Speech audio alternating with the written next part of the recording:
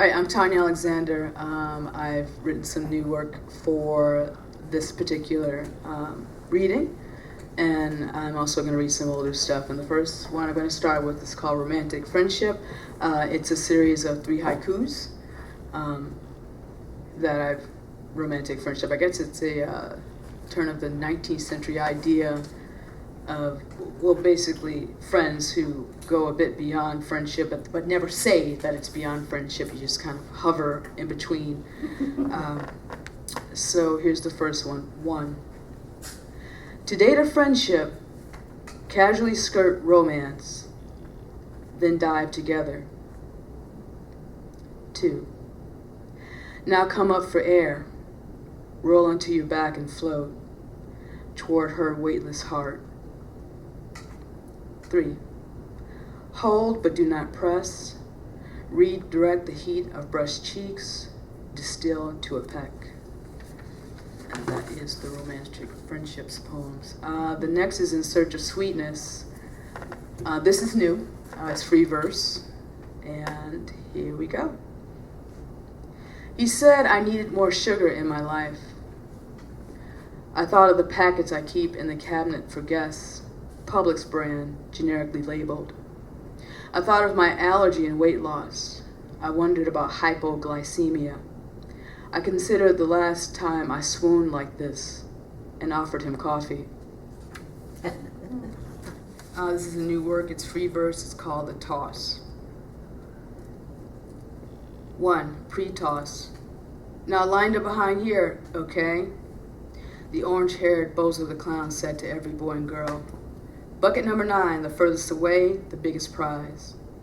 After 7 short years of watching other kids concentrate and fail, here's my plan. I'm going to lean all the way on my front foot like I'm bowling, stretch as far as I can, pull my hand back slowly, and 2. The tension. The man with the sliding hands drove the van he once touched me in to his wife, Jeannie, running with me in tow.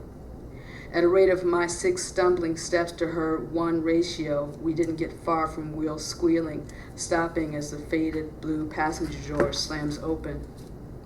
My 20-something mother, Gloria, hops out. An unceremonious exchange, Aunt Jeannie's fear of her little sister's certifiably wayward mind, for me, is made. Gloria plans to take me to the Big Apple. I do not know why. There's no protest between siblings. The night before, my body fit tensely into Gloria's tender fetal position, wondering, if she loves me over the volume of voices, will I sleep peacefully tonight? If she is inside the distilled bottle of quiet, will her neck snap so she could spit no at the pitch of my early morning questions? If she is outside the distilled quiet, would my body be dipped again in baths too hot to avoid speaking of the adult pastiness coming from down there? Uncertain of the difference between mothering and madness, and fully aware of sliding hands, my efforts at comprehension did Rubik cube turns in my emotions until they all looked like fear. 3. The release. Having felt the inevitable loss of the battle between running a combustion engine and running, Jeannie panted, "Damn it, David!" Her husband, the sliding hands band man, exasperated her into submission again.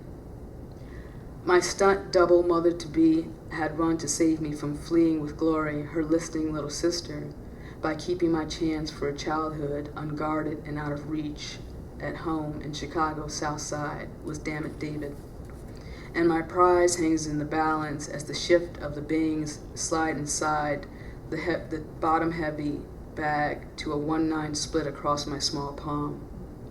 My arm slowly swings from the depth of an uppercut to the height of a "here I am" pre-kiss reunion. A greyhound pulls away. 4. The arc. A greyhound pulls in. Hope looms in defiance of the facts. Single mother with child in need in NYC standing in a public aid line. Bozo designed the chance of a toss rimming or bouncing into victory out of the equation. So, as I swing beneath and around several metal bars, cold to the touch, that corral everybody who wants a shot at bucket number 9, Glory hangs in time. Bozo's teaser, a watch every kid wanted more than Air Jordans could feel a need to keep track of the days to come. A caseworker looks over the facts. The bag is caught between the lip of the bucket as I swing through and around. That momentary hang could shift the beings like the front lip of an avalanche into a wind. But the words "be sad" said by Gloria in that office in NYC because we couldn't get no aid didn't compute. Children have no sense of time, only activities. What I couldn't do at 7 is arrange their significance to begin and end. A greyhound pulls away. Not for nothing, but sliding hands mans did nothing for free. All in reach were indebted to him by virtue of existence and access. How much did the van ride cost Glory? Why do I remember something in the eyes of the white doctor looking at me, at Glory, then me, at the evidence of non-consensual contact? Did that man go home, go to sleep, wake up early to watch his kids, watch the orange-haired clown pass the beanbag to another kid, knowing his couldn't, well, probably couldn't, hit the bucket, but it was okay if they missed? And the last one is Shiny. This is free verse, it's a love poem. I measure the circumference of your embrace in heartbeats, and the crest licks of waves, and the crackle of fire. None is eternal, but each is as sincere and honest as the line I trace around my lips, marking where I want you. You choose which part. Any will do, and that's the problem. I fell into bliss, and my rib cage widened to hold all of you, close to the quickening at the flex of your leg on its way to meet me, at the curl of your pouting lips, at the pleasure of seeing you delighted by red mornings, at your need at nothing more than to breathe. Elation. I've gone places with no fear, with no regard for the probability of heartbreak. It will happen.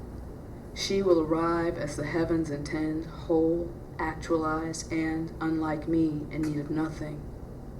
She will be nurturing. No, she will be nourishing. Bliss. There could be others easily, but until I can account for the wind that takes me to a joy of a high of pure oxygen, I stand still. Your absence would remove the threat of my gaze crystallizing, brittle at the sound of rejection, deafening as it shatters, the shards sliding down my cheeks. My presence is a firm handshake. You trust that I am not a liar when I say I can delve into your undertow without drowning. You see me gasp and choose to see a survivor lying in a bed for one, the circumference of my embrace about a pillow. Delight. I ache for just one chance to understand how I love you. The blunt edge of an unkind word could slice from my larynx to my belly button, and still I adore you. How did I become willing to ache for months so I can have seconds of this eternal force hold me? I want to see your lips peel from your teeth in satisfaction at this state I'm in. Euphoria. I am in love. By definition, I am a fool, but I have no shame. My body knows your laughter by heart. A swirling in the core of me begs, eager to don a jester's hat, Ronald McDonald shoes, and nothing more as I sing the praises of this unrefined sentiment. When it happens, it must be obeyed. No one told me this. With the feeling came all the rules. Bask in splendor. Go all in. Drinks without the depth of her go down your throat and cheeks. Learn her body in braille. Ecstasy. Explanation is the point at which the mind rests. I have none, but it glistens, and it sparkles, and it glows. It is brand new.